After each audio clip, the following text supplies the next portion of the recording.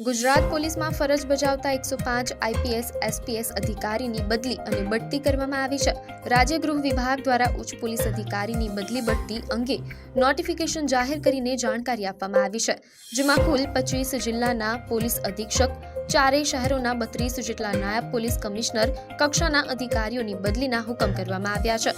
આ સાથે traffic police અધિકારીઓની બદલી પણ કરવામાં આવી છે, જેમાં વડોદરાની વાત કરીએ તો અહીં અલગ અલગ વિભાગના 7 જેટલા અધિકારીઓની બદલી અને બઢતી કરવામાં આવી છે, જેમાં વડોદરા જિલ્લા પોલીસ વડા એસપીની બદલી anti economic offences wing CID ક્રાઇમના એસપી તરીકે બદલી થઈ છે, જ્યારે વડોદરા ડીસીપી ઝોન 2 અભય સોનીની બદલી વેસ્ટર્ન રેલવેના એસપી તરીકે કરવામાં આવી છે। વડોદરા ડીસીપી ઝોન 4 પન્ના મોમાયાની બદલી સુરત ટ્રાફિક ડીસીપી તરીકે કરવામાં આવી છે।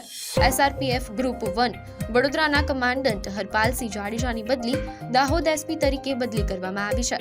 આ સાથે વડોદરા ટ્રાફિક ડેપ્યુટી કમિશનર જ્યોતિ પટેલની એસઆરપીએફ ગ્રુપ 18 એકતાનગર નર્મદાના એક્સ કેડર પદ પર નિમણૂક કરવામાં આવી છે। એન્ટી કરપ્શન બ્યુરો વડોદરાના ડેપ્યુટી ડિરેક્ટર પીએચ ભેસાણીયાને દાહોદના એક્સ કેડર પદ પર નિયુક્ત કરવામાં આવ્યા છે।